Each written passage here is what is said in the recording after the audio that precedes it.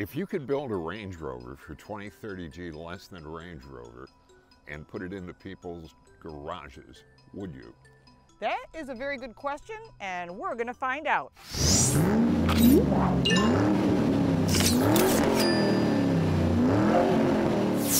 Welcome back to the channel. I'm Lauren Fix. And I'm Paul Bryan. Hi. Hi, it's been a while, so if you haven't seen the His Turn, Her Turn. No, we haven't. We've been suffering through the Corona cooties. Right, and he's been in Chicago and I've been in Buffalo, so we're back. Reunited. Yay. Peaches and Herb, here we are. So today we're going to be driving the 2021 Jeep Grand Cherokee L. Now, we're not going to do a full review as we usually do. Right now we're going to do a first look. We're going to get each of the 5 different trim levels separately, and so you'll get separate reviews of those.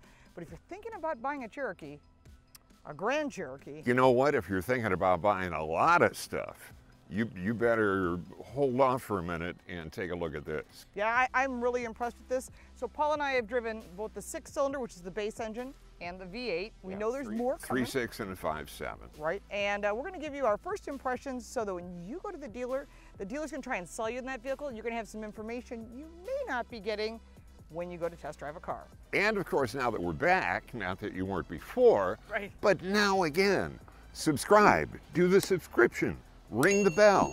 It feels good. And you don't want to miss anything because you're going to have some car smarts when we're done here. I'm going to ring your bell.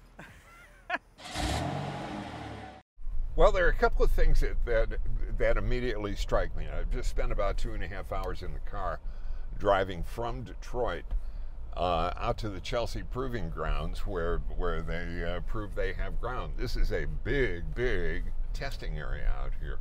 There's a lot of off-road stuff out here, and certainly there's going to be plenty of that kind of footage for us to play with. But the thing that I really want to drive home is that what I did in the last 2.5 hours of driving out here is what most people are going to be doing with this vehicle. Here's my first impression. Let's say you're an engineer at Stellantis, which used to be FCA, which used to be, whatever. You're at Jeep. And you sit around a table and they say, okay, what's the next generation of Grand Cherokee going to be like? And they say, here's the goal, folks. We want to build a Range Rover for about a whole lot of money less, but pull it off with the same kind of levels of trim and execution.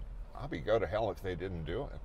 I'm incredibly impressed with this vehicle. We're going to show this in its entirety, but the touch, the feel, when you get into this vehicle, beautifully quilted trim pieces. The interiors are great. Now, granted, this particular vehicle that I'm in right now is a Grand Cherokee L Summit Reserve 4x4, and if only it had 3 or 4 more names, it would be fabulous. Nevertheless, this is a $67,000 vehicle that we're working with here. To get the same level in a Range Rover, in a full Range Rover, you're looking at least 25, 30G more. And I don't know that it's 25 or 30G more vehicle. I don't think it is. The exterior styling on the car, loved it from the get-go. When you take a look at the things that are most important to you and the things that are most important to any owner that's going to be in this vehicle, is going to be the interior. Yeah, it's great that it looks great. Yeah, it's great that you can go off-road and go like a billy goat. But this is where your office is. This is where you're going to spend the majority of your time. Where it looks like wood, it's wood. The stitching on the leather is great. One of the big beefs I've got with some manufacturers, whose name I won't mention, but their name sounds like YEM, is that so much of it looks so plasticky. And this doesn't give me that at all. I feel very nice tones in here, stitching, quilting, great appointments. There are paddle shifters on the 5.7. There are no paddle shifters on the 3.6, which is the standard. Now, I spent time in the 3.6 and also in the 5.7. I don't know that I need the 5.7 in this vehicle. But my first takeaway, and I can't really wait to spend a whole lot more time in this because it's very, very comfortable. So when I get one for a whole week and Lauren gets it, we'll be able to go ahead and get you more. But boy, the first couple hours takeaway is darn good. You know, as you drive the car, one of the things that you're going to enjoy most about this is the customization availability that you've got. As we flip around here, I mean, it's got a big screen in here for the Uconnect system, and it's really good that you've got that there, but you can project that in. There are 24 menus that you can customize. You can keep it stock, and it's going to put the most usable and most often used pieces there. But if you want to put your Navi here, if you want to put the sound here, you want to put whatever. I mean, you know, there are incredible permutations of things that you can put on here that are really easy to follow.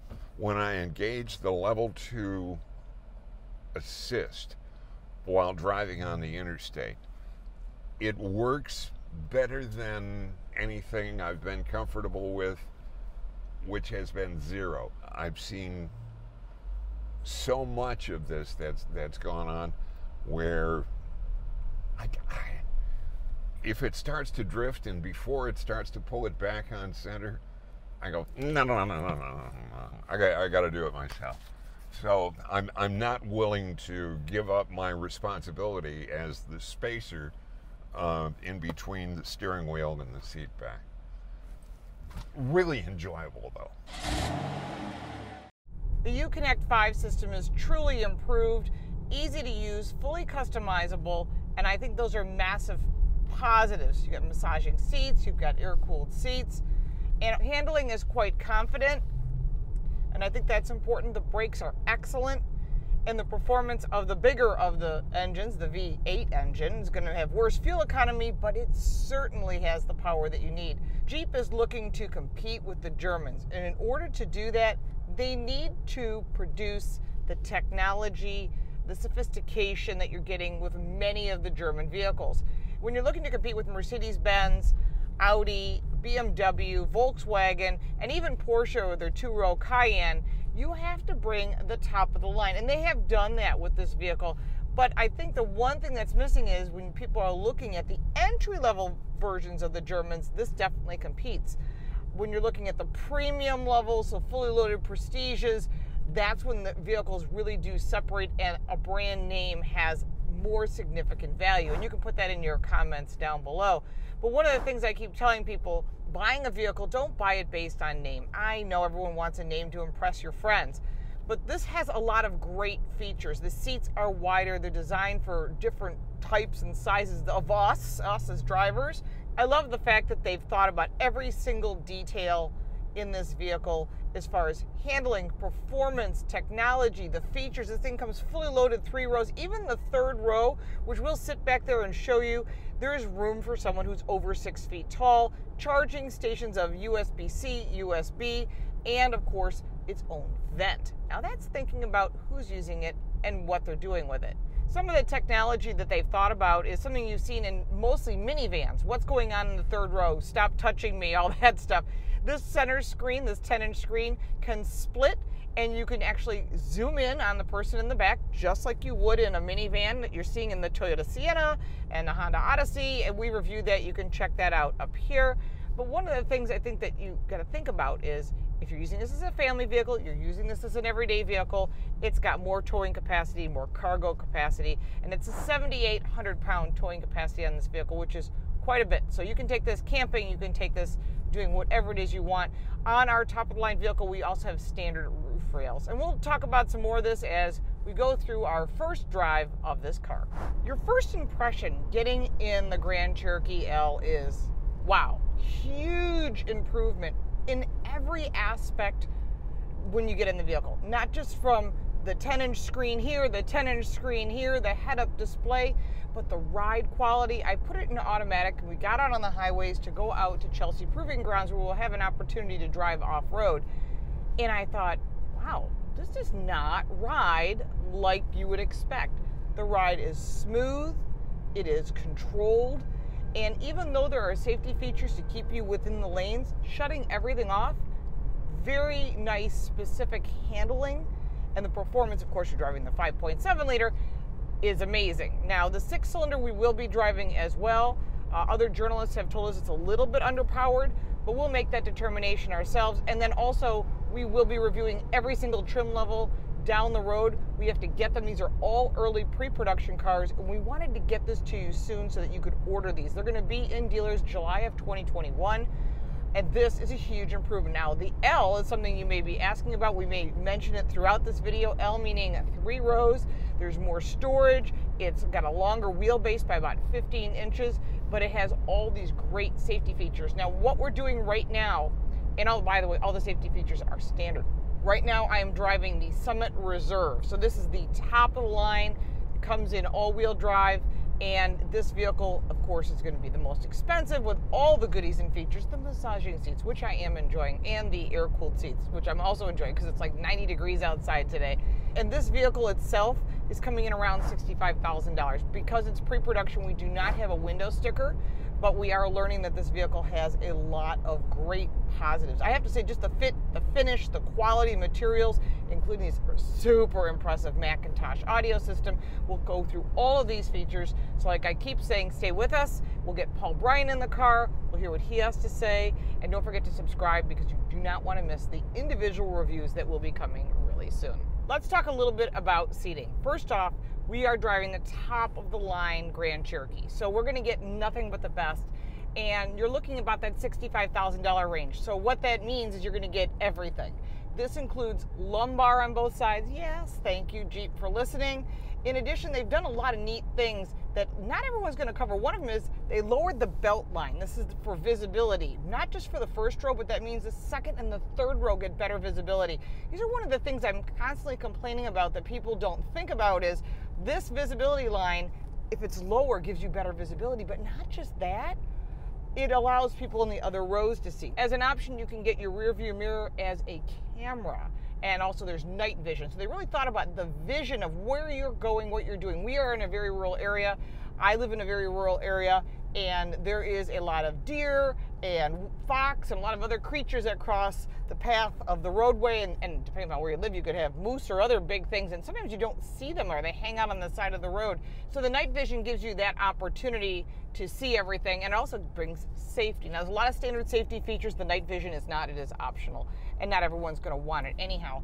But getting back to the seating itself, lumbar, tons of adjustments, massaging seats. And when you do that, you can get to that massaging seat by the button on the door, which gives you 5 different massaging types, plus 4 different intensities, with the 4th being off. So there are actually 3 different intensities. So they've done a nice job thinking about who's sitting here. So in the first row, you're getting heated and air-cooled seats that are 3 stages, as well as a heated steering wheel. On the premium levels, you're getting heated and air-cooled second row. And in the third row, you're getting all the other amenities. You're not getting heated seats. I don't think there's any third row heated seats that are available in any brand. But the fact is they thought about who's using this vehicle and how they put all this together, not just from a technology standpoint, but from a comfort standpoint, from a visibility standpoint, from a safety standpoint. So they've really put all of that together. But I guess the idea is that if you're going to compete with the premium brands, you better bring your A game. And I think they brought their A game on this because you're competing with Telluride and the Hyundai Palisade and all the other 3-row vehicles that are out there. And there's a lot of them. But if you can get adults in the 3rd row, a lot of the 3-row vehicles, you cannot put a tall adult in the 3rd row. Not comfortably anyhow. Not very uncomfortably. But these are things that you need to think about when you're buying these vehicles. And also, don't forget to check your insurance rates. You'll find this is going to have a reasonable insurance rate, assuming you have a good driving record and good credit.